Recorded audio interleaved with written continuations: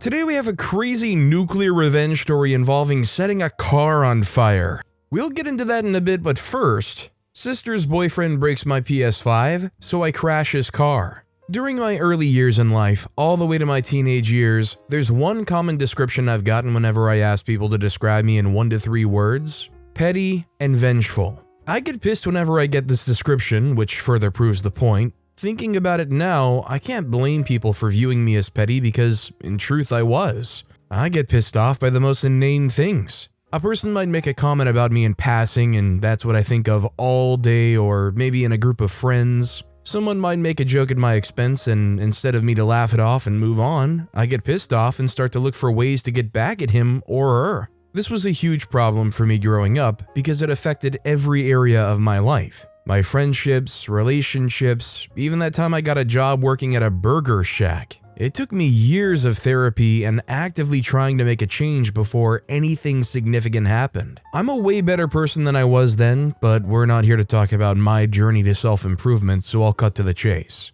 This story is about that one time when my sister's boyfriend broke my brand new PS4. I was a freshman at the time when Sony released their latest PS4 models. Before then, I didn't even have the previous model, the PlayStation 3. All I had was the PS2 and a Nintendo Wii U gamepad. My friends in school, Jake and Alan, already had plans of getting the new PS4, but I didn't. I begged my mom and dad to buy it for me, but they wouldn't. My dad maintained that I already had a model of the PlayStation, and even though it was old, it still worked, and also he recently got me the Nintendo, and that I was ungrateful for asking for another game console. This was the same excuse they gave when I asked them for a PlayStation 3. Anyways, Christmas was coming and I thought that they were going to get me the console as my present. I didn't pressure them anymore, but I made sure to drop subtle hints like reading a magazine on the new PS4 console while we're having breakfast. I was sure that they'll get me the console because there was no other gift that would make sense, right?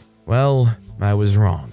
You see, while I dreamt on about how a PlayStation 4 would be the perfect gift, my parents thought that the best gift I could receive at that time was a new pair of shoes and a basketball. I couldn't believe it. They do things like that every year. They give underwhelming gifts for my sister and I and expect us to be over the top with gratitude. I had learned to never expect anything for Christmas because they always ruin it with their gifts. But that year, I was genuinely hopeful. I dropped enough hints that even a blind man would have seen them. I know some people would get all judgmental saying they probably didn't have money and I should stop being so ungrateful, but that's not true. We were pretty comfortable, not the richest in town, but my parents had enough money to afford fancy vacations for the entire family once or twice a year. It was almost as though my parents didn't want me to have that PlayStation 4. But that didn't make any sense, right? A few months after Christmas, it was my birth month. I didn't leave anything to chance this time. I walked up to them and told them I wanted the video game for my birthday gift.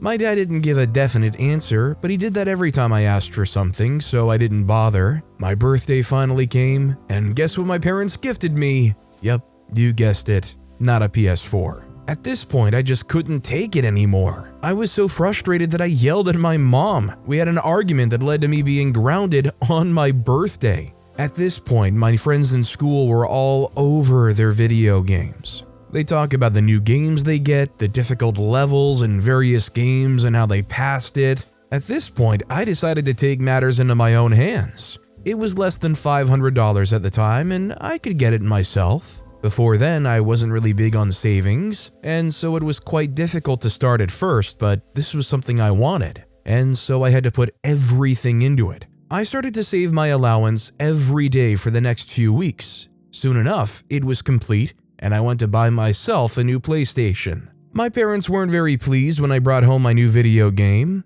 It was revealed that the reason why they didn't buy me the new PlayStation was because I hadn't been doing as well as they'd wanted me to do in school. I wasn't failing any classes, but my grades dropped a bit when I started high school. They could have told me this and maybe promised to get me a new console if I got my grades up, but instead, they resorted to keeping me silent and waiting for me to figure it out myself. Their excuse? They didn't want me to get my grades up because of what they were going to give me, but instead for myself. They thought that my grades were just going to drop once again after I got what I wanted. Anyway, they threatened to seize my new video game if I didn't return it. When I didn't, they grounded me and seized my console. I was ungrounded a week later, but they didn't return my console. I was so pissed off, but I knew that I couldn't lash out if I wanted to get my video game back. I didn't ask for it. Instead, I started being of good behavior. I helped out around the house. I did dishes. I even mowed the lawn.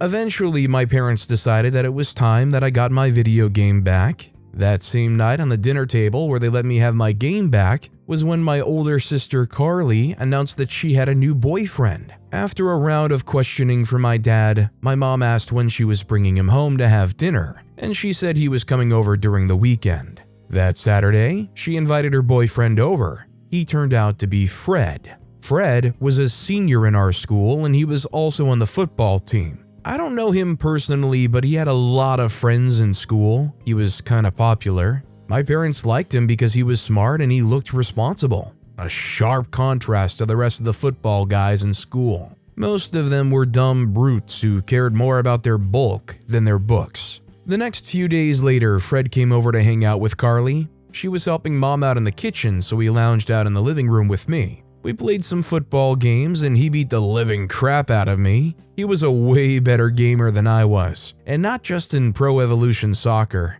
We played Mortal Kombat and some racing games and he beat me in those too.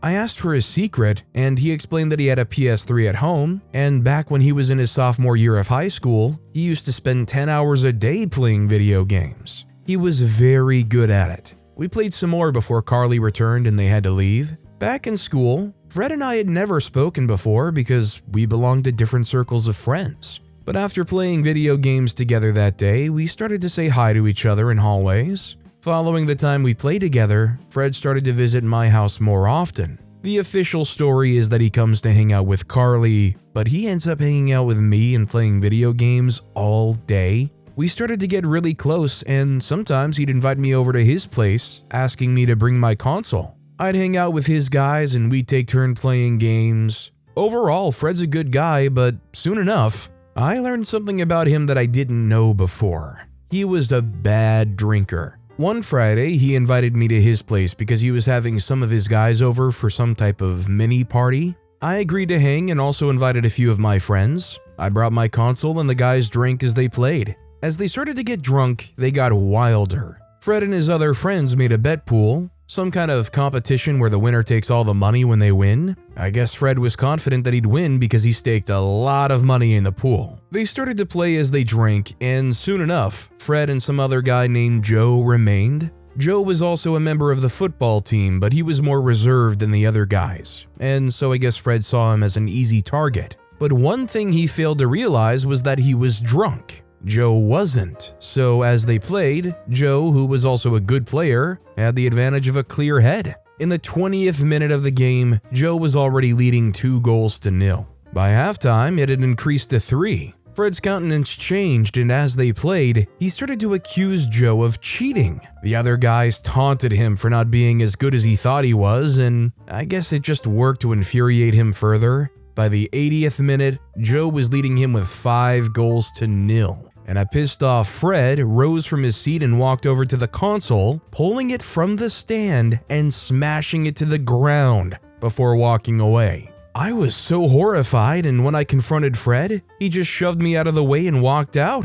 The next day though, he called to apologize for breaking the console, promising to buy me another one. He gave me his beaten down PS3 to use in the meantime till he got a new one, but I knew that him getting a new one was a long shot. He only had a mom and they weren't rich. He couldn't just spare $500 to buy a game console. If he could, he wouldn't need to borrow my game every time. Weeks passed and it turned out that I was right. It didn't look like he was making any moves to get me a new console. If I wasn't going to get my game back, I couldn't let him go scot-free. So one evening, while he was hanging out with my sister, I went to his car, his most prized possession. I put it in reverse and let it roll down the street. After it gained enough momentum, it crashed into a neighbor's car down the street. It was in the evening, so no one saw me get in the car or sabotage it. All Fred thought was that he didn't park the car well, and now he had to pay for the damages to his car and the neighbors. Well, I'll tell you what, OP's definitely not getting that PS4 after they have to pay all that back.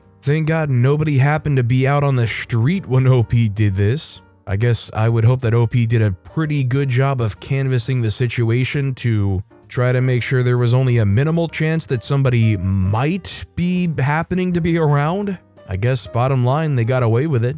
Our next story is, friend tries to sabotage my work, so I get him fired. It's really crazy that no matter how good you are to people, no matter how much you give and sacrifice for them, they always turn around and betray you. The worst part is that these people always turn out to be your friends, your family, and the people you're supposed to be close and vulnerable with. This hurts every time, but it's a kind of pain that we all have to go through because without it, we won't know which of our friends are true. I've had my fair share of bad friends. Back in high school, I had a friend who told everyone I wet the bed till I was 13 years old. I don't know how he came up with such a lie, but nobody cared if it was a lie or not. It sounded like something they could laugh about, and so they did. During senior year, I dated a cheerleader who told her cheerleader friends that I wasn't good in bed. Of course, her cheerleader friends told everyone and the news spread. The crazy thing was that we never even had hooked up during the course of the relationship,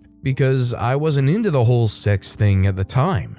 I have no idea what drove her to make up that lie, but I guess it was her own way to get back at me for breaking up with her. Of all the backstabbing and betrayal I faced in my entire life, the one that hurt the most was from the person I considered my best friend. This story is about how he almost got me fired from my job and ruined my career. I met Jake in college. We were both in freshman year and we were in the same class. He was late to class that day and he had to take one of the seats at the back of the class. I wasn't late to class, I just preferred the back seat because I was used to texting and playing games in class. He introduced himself and asked if I had any notes of what the lecturer had said. I showed him my notes and he thanked me. The next day, we were having the same lecture and once again Jake came late to class. I gave him my notes again so he could catch up. This became kind of a routine and eventually when he came to class, I didn't even bother to wait for him to ask me for my note before I handed it to him. One day he introduced himself and we got talking. We bonded over how boring Econ 101 was. We couldn't figure out whether Econ 101 was the problem or the lecturer teaching it. He always looked so disinterested and spoke in a monotonous voice. Anyway, we had 2 other classes after that before we could leave. After the classes, I invited Jake to have lunch with me. He declined first, saying he was having lunch at home, but when I told him I was paying for it, he readily agreed. We got lunch at the cafeteria and just hung out. That was when I discovered that we had a lot of things in common. He loved Star Wars just as much as I did. His taste in music was identical to mine and he knew how to play the guitar, which was something I'd been trying to learn. We hit it off and soon became very close friends. One constant thing about Jake was that he usually came late to class, and one day, I decided to ask him about it. He told me that he lived with his uncle and his place was on the other side of town. It was very far from school. I asked him why he didn't stay in the university accommodation or get an apartment somewhere closer to the school, but he said he couldn't afford to rent a place. At this time, I was living alone in a 2-bedroom apartment very close to campus. I could have gotten a roommate initially, but I liked my privacy, so I turned the second room into my personal game room. I thought about it for a while and decided that Jake needed the game room more than I did. He's coming from a really far distance, and making the journey to campus every day was really stressful for him. He obviously didn't have money, so I could help him with this. The next day, I told him about my apartment and how I didn't have a roommate. I told him to come stay with me if he liked. He declined at first, saying that he didn't have enough money to pay me. That was when I told him that I was offering it to him free of charge. He was so surprised and he thanked me profusely. The next day, he talked to his uncle about it, and 2 days later during the weekend, he moved in. We got even closer as we did everything together. We watched movies, played games, and spent our free time talking about girls. It was when we got closer that I started to notice some qualities about Jake that I hadn't noticed before. For example, we had a circle of friends with whom we hung out with whenever we had the chance. It consisted of 3 other guys and 2 girls. One of the guys was closer to Jake than he was to the rest of us. His name was Bill. He told Jake things that he couldn't say to the entire group, but what did Jake do? He told us behind Bill's back. It didn't sit well with me because this was kind of like what happened to me in high school with my friends spreading lies against me behind my back. I didn't pay much attention to it because everything he told us was not harmful. It was just things like the fact that Bill liked a girl in our friend group named Susan and he was too scared to tell her. To be fair, once he let that secret known, Susan and Bill got together a few weeks later, but that's just one instance where it all worked out for good. There was another time when he told a friend of his about another girl's eating disorder. The friend of his, which he told, was a renowned blabbermouth, and so the first thing she did when she heard was to spread the news to everyone in class. And soon enough, it got back to the girl who trusted him with her secret. I was there when she confronted him about spreading her secret throughout the whole school, and even when he defended himself, saying he only told one person, she didn't believe him. This should have been a red flag to me when choosing someone to be my best friend. But it didn't matter to me because not once did it ever happen to me. But something else I should have considered was the fact that he liked to talk people down to gain validation from others. An example of this was one evening, we were hanging out at my place playing video games with a bunch of friends. We were all making jokes and laughing because Jake's gameplay was crap. He didn't know how to use the controller very well, and watching him play was really funny. One of our friends, Tony, said something about how bad his gameplay was, and Jake replied with something along the lines of, "At least I've got game in real life and I don't chase after girls who cheat on me at every turn." He was referring to Tony, who just found out the previous month that his girlfriend was cheating on him. The whole room went silent after this, and he tried to play it off as a joke, but Tony never spoke to him again after that day. A lot of crazy things happen in school, but it's not all I can remember. Mostly because it never happened to me. Jake was a bad friend to everyone in our friend group, but he was good to me. I always thought that it was because I was his best friend and he loved me. But unfortunately, that's not the case. It was because I was offering him something. Throughout his stay in college, he stayed in my apartment free of charge, and he wasn't willing to sabotage our friendship because of that. Of course, I didn't know this at the time, but I found out soon enough. After our 4th year in school, we both graduated and we went our separate ways. I got a new apartment in a new city and got a job immediately at a firm close to my apartment. The pay was good, and I could literally walk to work if I wanted to. It was nice. I was a very good employee, and my boss liked me. I started the job as an intern, and in 3 months, they retained me as a full-time staff. Exactly 8 months after starting the job, I ran into Jake at a mall. We spent close to an hour talking and catching up. He told me how bad things had been for him after college. He was finding it difficult to get a job and he had to move back in with his uncle. I wanted to help him because he was someone I considered my best friend. I helped him submit his resume to my boss and even vouched for him. Because my boss liked me,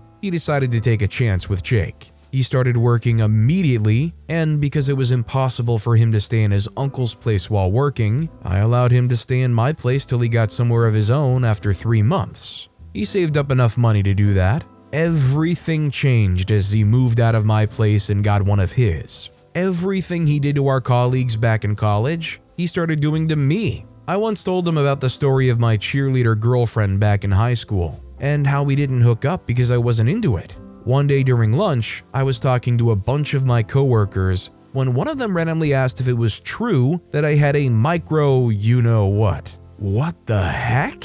I asked where they got that idea, and they told me it was Jake that said so, because that was the only reason I refused to hook up with my girlfriend back in high school.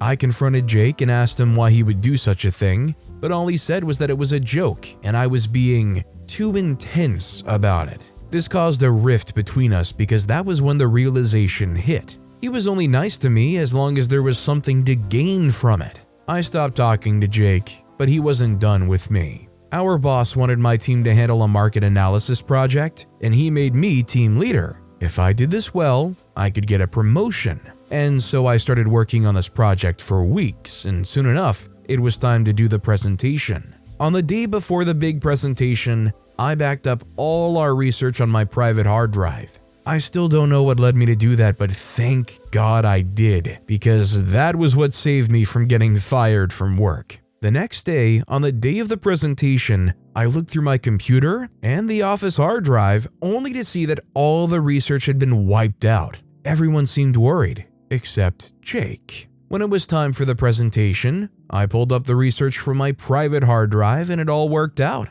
After that, I launched an investigation as to how the files got deleted. I enlisted the help of the IT department, who helped me find out that the files were deleted by Jake himself. He had a backup on his computer, and I guess his plan was to make me look stupid during the presentation so he could save the day by providing a backup. I confronted him with the evidence, and even when he tried to deny it, it was obvious that he was lying. I took the findings to my boss, and he was fired immediately. He had to return to his uncle's place after a month, and that was the last time I heard from him.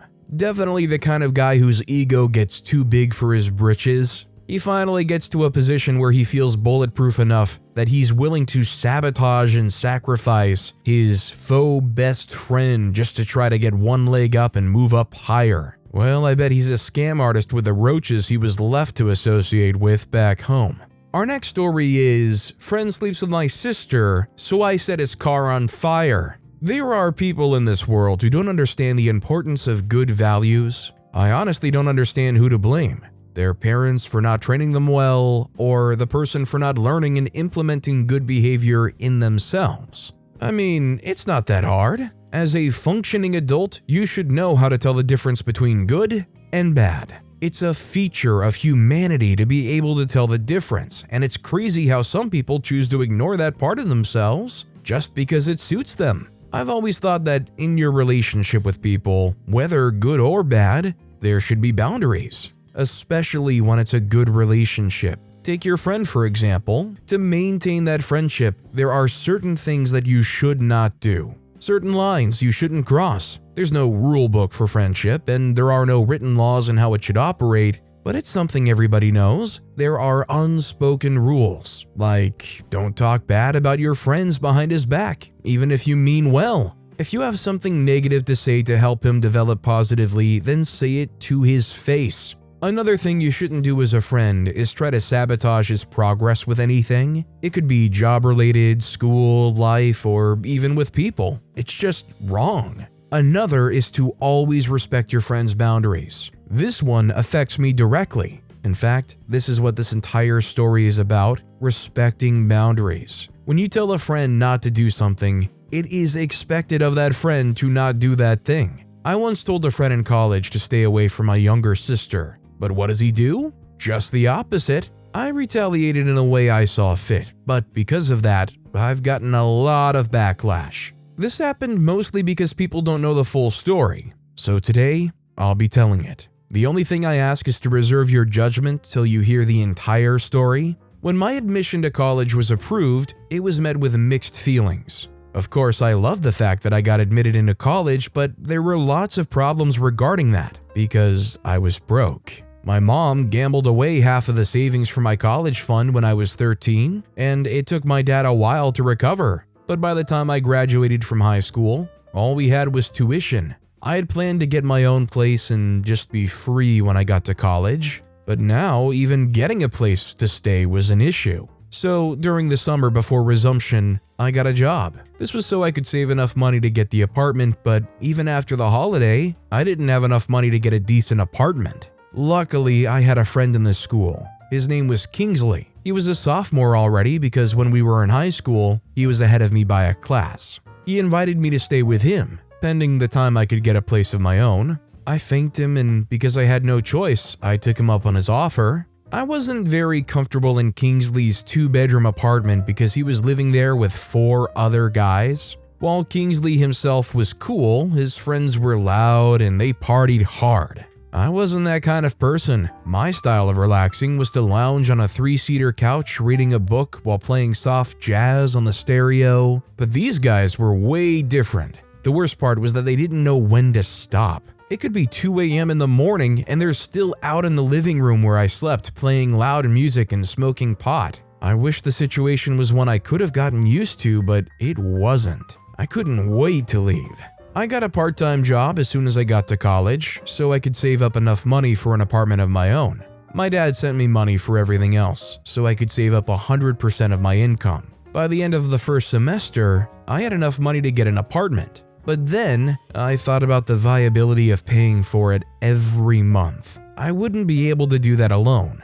So I decided to come up with a new plan. A plan I originally thought of but didn't want to do. I was going to get a roommate. As soon as I got the apartment, I put the ad up for roommate needed, and it didn't take a long time before someone came along. The name of this someone is Alex. Alex was a third-year student who had it just as rough as I did. I guess that's originally what brought us together. The fact that we could relate to each other's problems. I mean, his parents were also divorced, and it was because of one of them's financial irresponsibility. Anyways, Alex seemed like a great guy and a potential friend, and so I decided to co-rent the house with him. I was right. Alex was a good guy. He was smart and ambitious, and he always had the best movie recommendations. He also worked part-time, and even with that, he was still one of the best students in his class. He motivated me to work harder. But then, no matter how good a person was, we all have a flaw.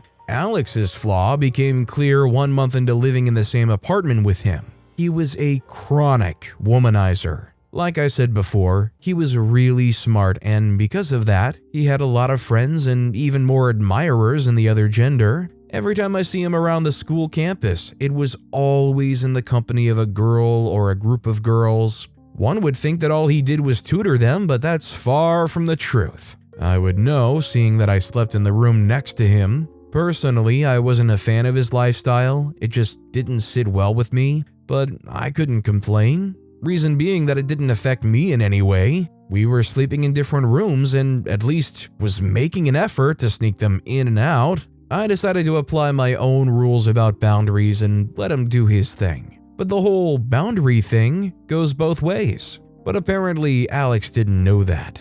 After my first year, I went back home for the summer holiday. My family was in even worse shape than I left it. My dad worked all day, and he didn't have time for anything else. My younger sister Kylie just finished high school, and even though it was supposed to be a joyful moment, she was kind of sad and kind of depressed. I asked her what the problem was, and she told me that she found out that her boyfriend was cheating on her during her prom. The jerk was cheating on her with her best friend, and he was only using her to get his assignments and essays done because she was really smart. I was heartbroken for her, and I did everything I could to get her to cheer up, but nothing seemed to be enough, especially with the fact that she couldn't stop stalking them on Instagram. Eventually, her focus shifted when her application to my college was successful. She was starting her freshman year, and so I decided that she could come and stay with me, seeing that dad still didn't have much. Alex was still my roommate, and he was already in his final year. I was thinking that after he's done with his final year, Kylie could move into his room and we'll figure out a way to pay the rent together. For the meantime, I gave her my room and I decided to sleep on the couch in the living room. I had already told Alex on the phone that my sister was going to be joining us for the next session. But I didn't explicitly tell him to stay away from her. He was my friend and I expected that he'd get the message without me having to say it. Unspoken rules and all. But Alex didn't. When I introduced her to him, I could already see his eyes checking her out. I had to drop subtle hints that she's not just a close friend I call my sister, but that she's actually my sister, but still, Alex didn't get it. The next few days, I could already feel them getting closer. There Kylie was, laughing at his jokes and making funny comments on something he was talking about. That was when I knew I had to do something. I pulled Alex aside one evening and asked him what the deal was with my sister. He tried playing dumb, but I was smarter than that. I told him point blank to stay away from her. I even explained what happened to her back home and how she was vulnerable. Alex told me that he understood, but I wasn't finished. I wasn't taking any chances, so one afternoon I took Kylie out for lunch and told her to stay away from Alex. I told her that he was a womanizer and he didn't really care that much about women. I knew there was trouble when she started defending him. She told me I was wrong and Alex cared for her, even though they were just friends. Still, I told her to stay away from him. That was all I could do. It's not like I could keep watch on them 24/7, so I hoped and prayed that they listened to me. But nope, they didn't. One afternoon, I had a late class. Alex and Kylie were at home, and so I told them about my class and left. As soon as I got to the lecture hall, I was told that class was canceled, and the professor was going to reschedule, so I went back home. I unlocked the door and found the living room empty. My first instinct was to call out her name, but I kept quiet. I had a hunch that something was going on, and so I went silently to check out the rooms. To my horror, I found them both in Alex's room, naked and going at it. I pulled Alex off her and punched him on the face till his nose bled. After fighting for a moment, he packed a few of his things and left the house. He decided to crash at a friend's place till the whole thing blows over, kindly apologized and tried to take the blame, but I was so pissed at Alex. I had already told him that she wasn't in a good place, and he still took advantage of her. I wasn't satisfied with giving him a nosebleed. That night, I went over to the apartment building of the guy he was staying with and saw his black Ford truck parked outside. I had tools for a Molotov cocktail with me, and so I stayed in hiding till I was sure that there was no one around. I waited another moment to make sure that there was nobody in the truck. When I did, I prepared the cocktail, lit it on fire, and threw it into the truck, running away immediately. I watched from a very far distance as the truck lit up in flames. It took a while before Alex could come out to see what was going on, and by that time, I was long gone. I was told about the truck the next day, and I pretended like I didn't know anything about it. Alex knew it was me, but he didn't have the guts to approach and accuse me. There was no evidence. A month later, he came back to the house to get the rest of his stuff. We never talked after that day, but he made sure as heck not to go near my sister ever again. It's kind of funny how the sister was defending him and then after getting caught with him immediately starts apologizing. I'm not blaming her in the least for this situation, it's just kind of weird how they immediately flip-flopped from, no, he's not like that, he's a good guy and he's my friend, to immediately, I'm sorry. Although, maybe it had something to do with the fact with witnessing their brother enraged and fighting Alex. I would just say that's a very bold form of revenge. I guess as long as there's no fingerprints on the bottle or something and OP could provide an alibi, it would be at least a challenge to prove it was OP.